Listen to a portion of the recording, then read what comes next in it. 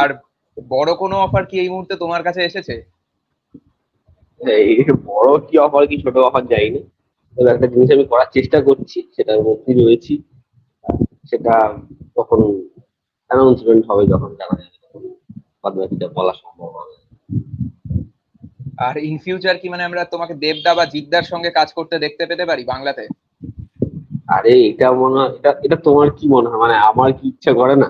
মানে আমি তো ভীষণ ভাবেই চাই, ঠিক আছে, মানে ভীষণ ভাবে চাই। দেখো, খুব সত্যি কথা, আজকে আমরা যারাই সিনেমা নিয়ে আলোচনা করছি, বা যারাই আজকে সিনেমা দেখছি বা রিভিউ করছি, এটা কি, আমরা কি সিনেমা হলে গিয়ে দেখে একটা ছবি মানে শুধু রিভিউ দেওয়ার জন্য ছাড়া আগে কখনো দেখিনি?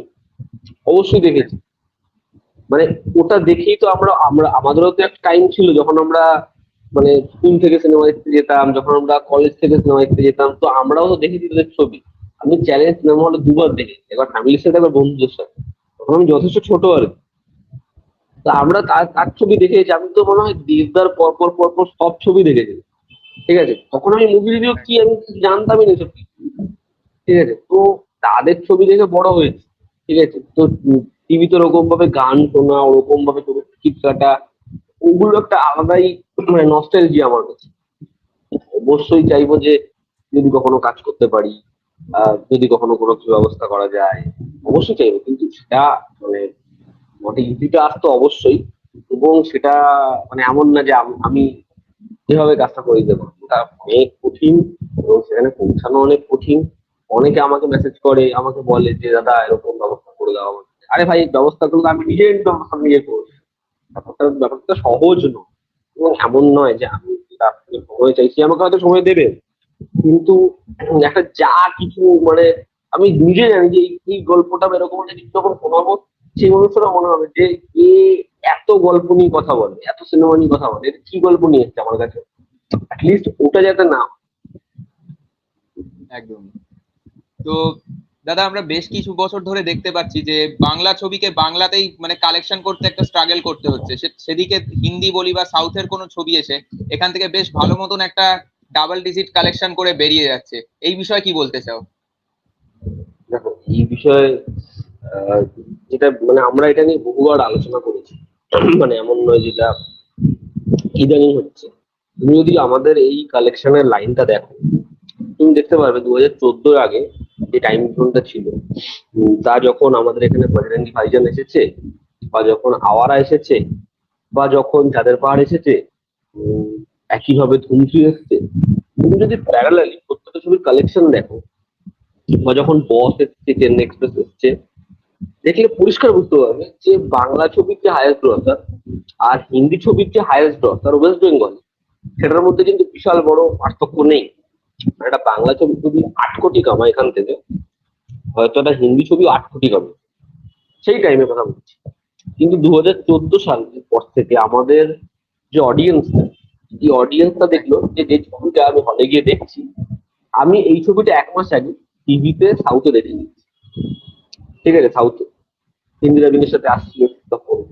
এবং তারা দেখছে যে যতগুলো বাংলা ছবি আসছে, প্রত্যেকটা ছবি হচ্ছে সেই ছবিগুলোর রিমেক।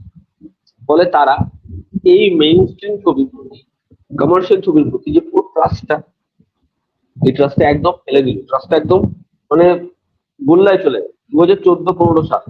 এবং 2014-15 সাল থেকে ওই যে পড়া শুরু হলো। আর সেই সময় কি হয়েছে, আমাদের এই যে প্রোডাকশন চেন গুলো, তারা না এই ব্যাপারটাকে খুব সিরিয়াস নেয়। তারা হয়েছে এটা রিভাইভ করে যাবে, এটা ঘুরে যাবে, দু একটা ছবি চলেছে না, পরেরটা চলে যাবে। এবং তাদের পর পর পর পর তারা তো বাল্কে রাইটস কিনেছিল, বাল্কে ছবি বানিয়েছিল, মানে একটা দুটো না, অনেকগুলো ছবির একবার রাইটস কিনেছে। ছবির কাজ হচ্ছে, অন্য ছবির কাজ হচ্ছে, আরেকটা ছবি তৈরি হয়েছে। এবার সেটা একটা দুটো না, 6 থেকে 7খানা এই প্রোডাকশন হাউসের ছবি। মানে আমি এখানকার বড় বড় প্রোডাকশন হাউসের কথা বলছি। এবার তারা বুঝতে পারছে যে এই ছবিটা চলছে না, তারা ভাবছে না এর পরেরটা চলবে, এর পরেরটা চলবে। 2017 দেব নিজের প্রোডাকশন হাউস গুলো দেবদা সে রিয়েলাইজ করলো যে এটা করা যাবে না। ওই টাইমে দাঁড়িয়ে সে ছাড়া আর কেউ রিয়েলাইজ করে। এবার তারপরে অনেকটা সময় চলে গেল, একটা বড় হাউস তারা এটা বন্ধ করলো, আরেকটা হাউস তারা বন্ধ করলো। কিন্তু ততদিনে না অডিয়েন্স আমাদের যে কমার্শিয়াল ছবি, সেটাকে তুলে ফেলে দিয়েছে, মানে সেটাকে পুরো রিজেক্ট করে দিচ্ছে। তুমি দেখো, হিন্দিতে যে রিমেক হয়নি, হ্যাঁ রিমেক হিন্দিতেও একদমই হয়েছে। একদম। সমস্যাটা হচ্ছে হিন্দিতে যদি বছরে 20টা ছবি আছে, যে 20টা ছবির জন্য হাইপ আছে, ঠিক আছে, তার মধ্যে 7খানা ছবি বড় নায়করা করছে, যেখানে অক্ষয় কুমার রয়েছে, অজয় দেবগন রয়েছে, আমির খান রয়েছে, ঋত্বিক রয়েছে, সালমান রয়েছে, শাহরুখ রয়েছে। 7টার বেশি হয়, 10টা হয়, এরপরে ফারুন থেকে শুরু করে আরো অনেকে। এবার তাদের এই যদি 20টা ছবি আছে, 20টা ছবি কিন্তু রিমেক, তার মধ্যে হয়তো 3টে রিমেক ছিল সেই দিন। এবার তারা সেই রিমেকটা একটা গ্যাপে আনছে, একটা ব্যবধানে আনছে। দেখো অক্ষয় কুমারের একটা রাউডি 18 রিমেকের পরে অনেকগুলো ছবি এসেছে যেগুলো রিমেক, তারপরে আবার হুম, তারা রিমেক এসেছে যেটা হচ্ছে খুব পপুলার ছবির নয়, বস, সেটা আরেকটা ছবির remake। এবার সে কিন্তু প্রত্যেকটা ছবি রিমেক করেনি, এবার বসের পর আবার একটা করেছে হলিডে, 2 বছর পর হলিডে remake। হলিডে। তুমি যদি আমাদের এখানকার অভিনেতাদের রিমেক দেখো সেই সময়, দেখবে প্রত্যেকটা ছবি পর পর পর পর remake remake remake remake remake. এবং সব থেকে যেটা বাজে বিষয়, তারা যে ছবিটা রিমেক করেছে সেই ছবিগুলো ভীষণ ভাবে টিভিতে দেখানো হয়ে গেছে। মানে এমন নয় যে পপুলার ছবি ছিল না, সবকটা ভীষণ পপুলার ছবি, এবং ছবি ভালো কি খারাপ, হিট হয়েছে কি ফ্লপ হয়েছে কিছু দেখতে, জাস্ট রিমেক রিমেক রিমেক। মানে ধরো আমি একটা এমন ছবি করলাম যে ছবিটা সম্পর্কে লোকে জানে, ঠিক আছে, আজকের দিনে একদমই দাঁড়িয়ে লোকে ওই যে ছবিটা রিমেক হচ্ছে খেল খেলে, ওই ছবিটার কথা পর্যন্ত লোকে জানে, ঠিক আছে। মানে লোকে আজকে এরকম হয়ে গেছে যে লোকে ওটুময় ফাঁকা দেখে নিয়েছে। ফলে একদমই সালমান খানের ভাড়াত সেই ছবিটা ভালো হবে খারাপ হবে, কোন থেকে কোথা থেকে সিন কি করা সেটা অডিয়েন্সের পুরো জানে। পারফেক্ট স্ট্রেঞ্জার্স লোকে দেখে নিয়েছে। মানে লোকে আজকে 2024-এ দাঁড়িয়ে এমন জায়গায় পৌঁছে গেছে, যখন আমাদের এখানে কোভিডটা এলো, আমরা এরকম ভাবে ঘরে বসে থেকে প্রচুর পরিমাণে সিনেমা দেখে দেখে এই যে জুড়ে গেলাম, মানে এটা একটা বিশাল বড় রেভলিউশন, মানে বিশাল বড় ওইটাই চেঞ্জ। ওই ওই টাইমে টাইমটায় তোমার কন্টেন্ট কন্টেন্ট বিশাল কনজিউম করা অনেক কনফিউজ, বেড়ে গেছে। একদম। অনেক বেড়ে গেছে। এবং সে তারপরেও কিন্তু মানে এতদিনে বাংলা ইন্ডাস্ট্রি কোভিড এর পরে আরো চাপে পড়ে গেল। একটা ছবির জন্য আগে তারা যে বাজেটটা ধার্য করতো সেটা আরো কমে গেল, এখানে সিঙ্গেল স্ক্রিন আরো বন্ধ হয়ে গেল। ফলে মানে ব্যাকফায়ারটা করেই গেছে। মানে শুধু যে আমাদের এখানকার প্রডিউসার অ্যাক্টরদের দোষ সেটাও নয়, এবার তারপরে অডিয়েন্স ওই যে ট্রাস্টে চলে গেল যে তারা বাংলা ছবি দেখবে না। দেখো আজকে একটা শিবুদা, উইন্ডোজের একটা ছবি মানে শিওর শট সাকসেস হয় প্রত্যেক বছর, সবাই জানে যে এদের ছবি আসলে একদমই শিওর একদম। সাকসেসফুল।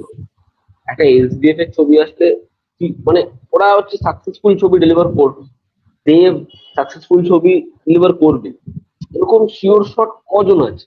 এটা তো শুধুমাত্র 3টে মানুষ 3টে ছবি দিয়ে একটা ইন্ডাস্ট্রির মোড় ঘোরাতে পারে না, ঠিক আছে। একদমই বছরে এতগুলো ছবি আসছে, সেখানে যদি 9 মাস কালেকশন না হয়, 3 মাস কালেকশন হবে, কারণ 3 মাসে 3টে বড় ফেস্টিভ মোমেন্ট আছে। সেটা দিয়ে না সাকসেস, মানে সেটা দিয়ে সাকসেসটা ডিফাইন করবে না industry।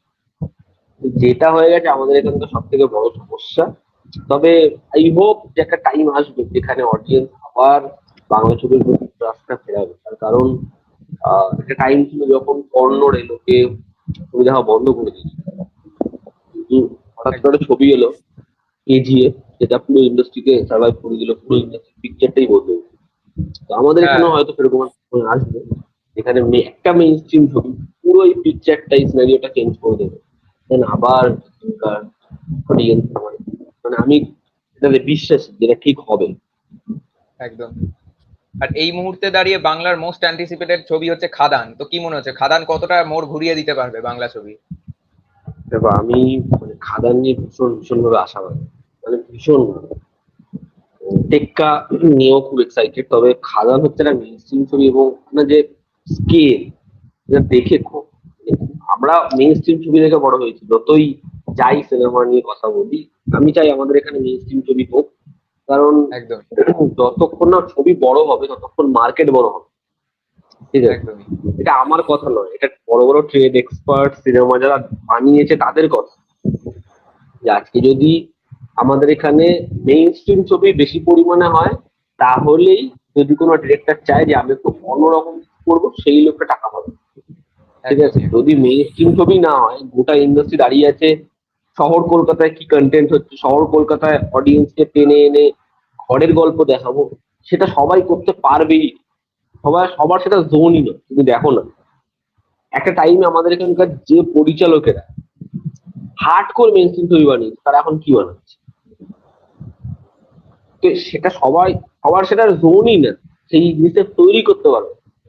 খাদান ছবিটার মধ্যে হঠাৎ করে আমরা এরকম একটা স্কেল দেখলাম, মানে ওই 1-1.5 মিনিটের টিজারে, যেটা দেখে আমার তো মনে হচ্ছে ভাই এই ছবিটা যদি 7 কোটি টাকায় হয়, মানে এটা কি করে সম্ভব? 7 কোটি টাকায় তারা এরকম ভিজুয়াল অ্যাচিভ করেছে। মানে আমি তো খুব অনেস্টি দিয়ে বলছি, আমাদের এখানে যতগুলো মেইন স্ট্রিম ছবি আমি লুক অ্যান্ড ফিল টিজার দেখেছি, আমার মনে হয় খাদানের যে লুক অ্যান্ড ফিল, যে ভাইবস, যে প্রোমোতে যা দেখতে পেয়েছি, সেটা অনেক বেশি প্রিমিয়াম, অনেক বেশি তারা গ্র্যান্ডার রেখেছে। তুমি একটা মেইন স্ট্রিম ছবি করতেই পারো, খুব ভালো করে এটা বুঝতে হবে যেটা ক্যারেক্টার হেঁটে আসছে, ধুলো উঠছে, এটা এখন তুমিও একটা তোমার ফোন দিয়ে, আমিও আমার একটা ফোন দিয়ে বোধহয় তুলে দিতে পারবো।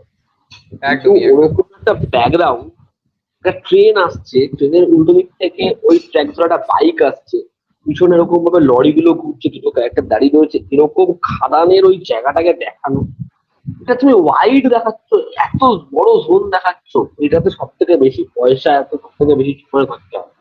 তো সেটাকে তারা ক্যাপচার করছে।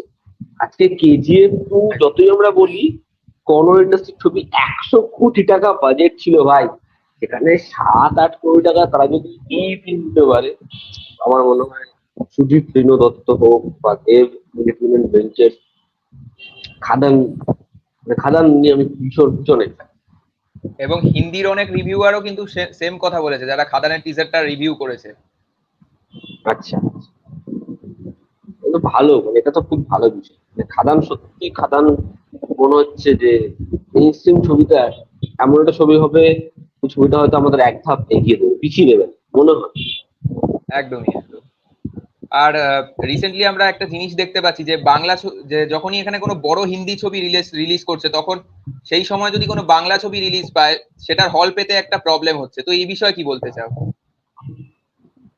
দেখো, এই বিষয়ে আমাদের এখানে যে ডিস্ট্রিবিউশন চেনটা আছে, এখন যারা হচ্ছে বড় ছবি রিলিজ করছে, ধরো বড় হাউস, তারা চাপ মুক্ত থাকার জন্য কি করে, উম, এই যে national flex chain, PVR INOX, তাদের তো ডিস্ট্রিবিউশন চেন আছে, এবং তাদের ডিস্ট্রিবিউশন চেনে যদি তুমি তোমার ছবি বিক্রি করে দাও বা তাদেরকে দিয়ে দাও, তারা সেটা ডিস্ট্রিবিউট করবে, তাহলে সুবিধা যেটা হয় সেটা হচ্ছে তোমার ছবি মাল্টিপ্লেক্স চেনে অ্যাডভান্টেজ পাবে।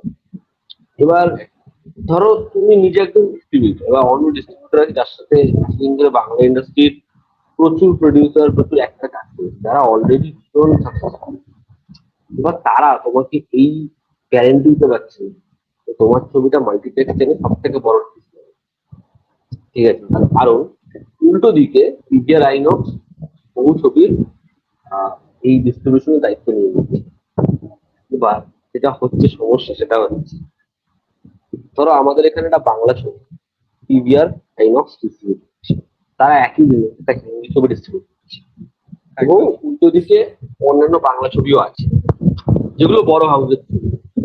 আমার কথা বিশ্বাস না হলে, যখন এখানে দুর্গাপুজো আসবে বা যখন এর পর যে কোনো একটা ইভেন্ট আসবে যেখানে বড় ছবি আসবে, যেটা PVR আইনক্স ডিস্ট্রিবিউট করছে, আমি ঈদের কথা বলছি, সেই সময় দেখেছি হিন্দি ছবিগুলোর যে শোজ, হিন্দি ছবিগুলোর বুকমাই শোতে বুকিং, হিন্দি ছবিগুলোর শো টাইম, সেগুলো সব পাবলিশ হয়ে গেছে।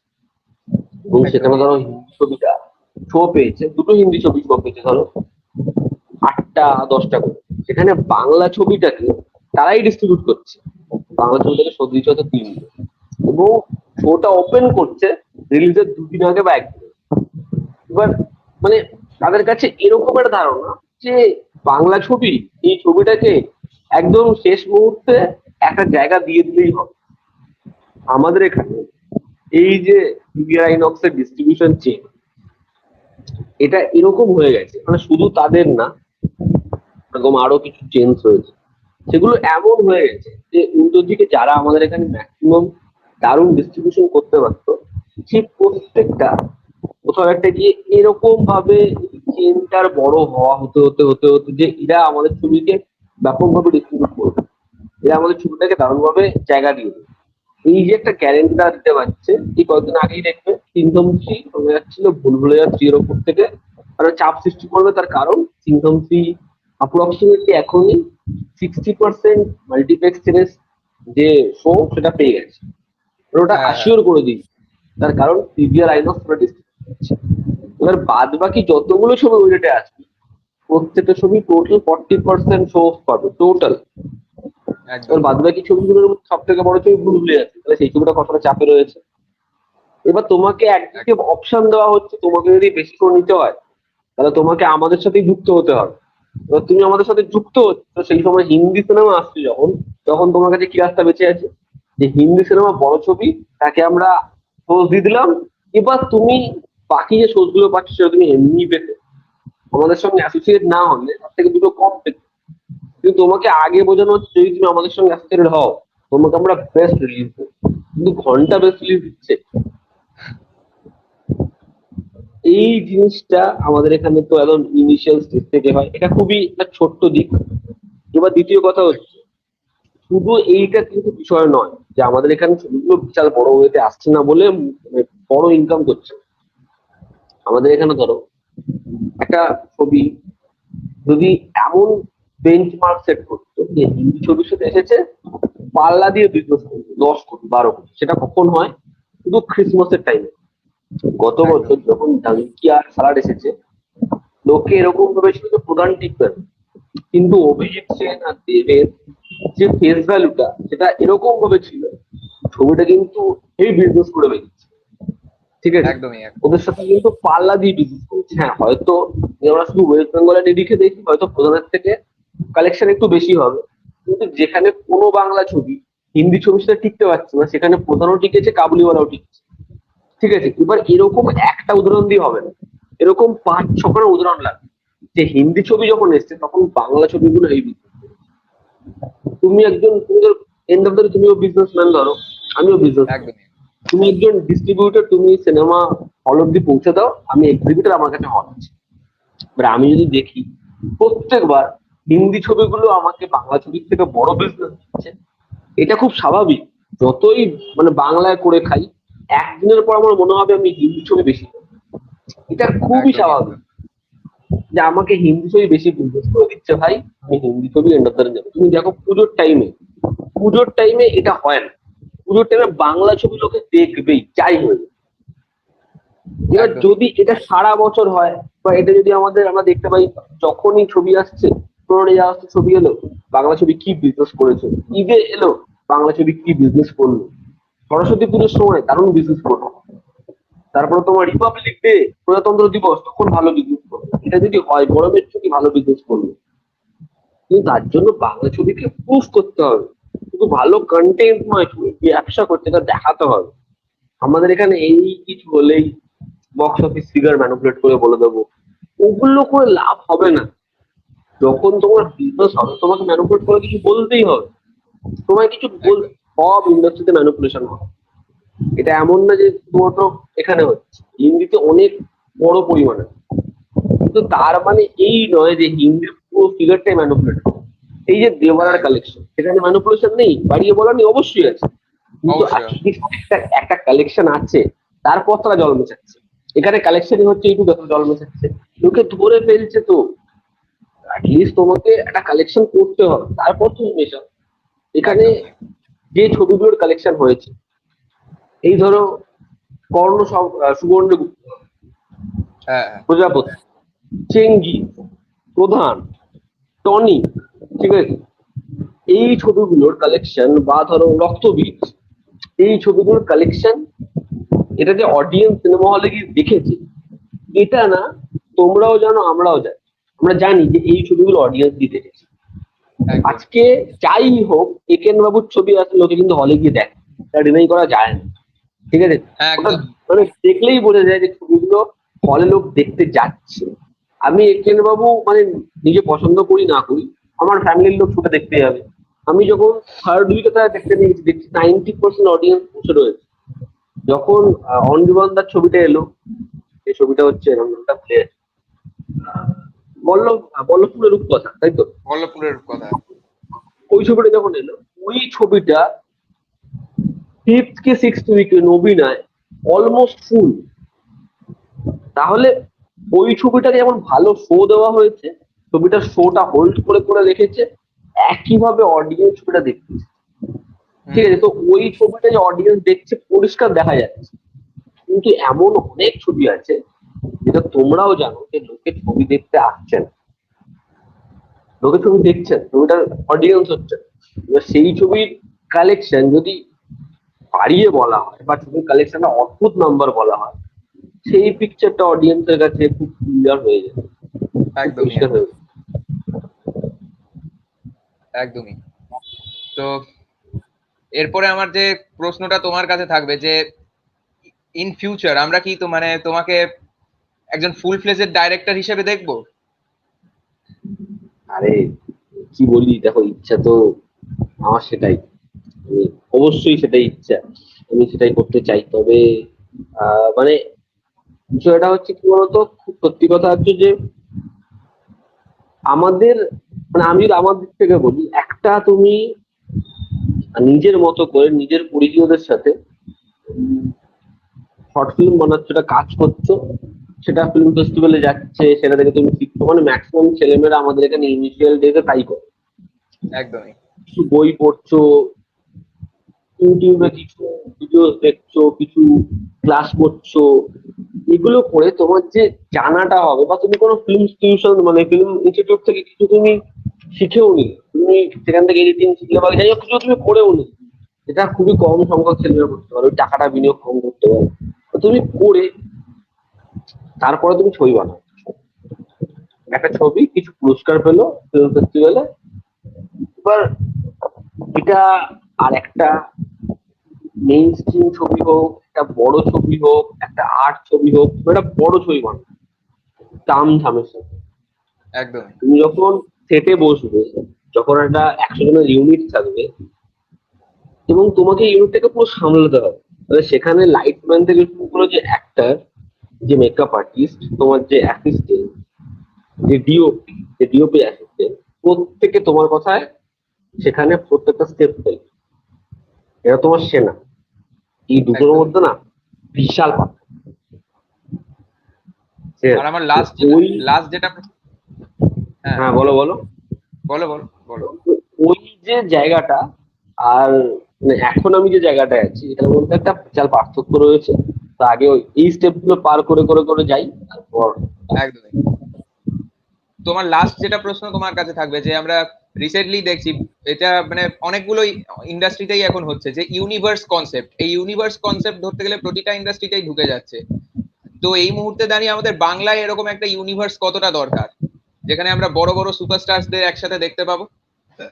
দেখো আমাদের এখানে আহ, খুব সত্যি কথা হলো যে যদি এরকম কিছু করা হয় যে একটা ইউনিভার্স বানানো হলো, বা একজন অভিনেতা একটা ছবিতে কেমিও করলো, বা অ্যাসোসিয়েটেড ছবি করলো প্রোডাকশন হাউস বা হিরোরা, এটা খুব ভালোই হবে। কিন্তু যদি আমাদের এখানে এটাই উদ্দেশ্য হয় যে শুধুমাত্র কেমিও হবে, একটা পোস্ট ক্রেডিট সিন হবে, বা এই ছবিতে ও আসবে ওর ছবিতে আমি যাবো, এটা কিন্তু ধরাস করে পড়েই যায়।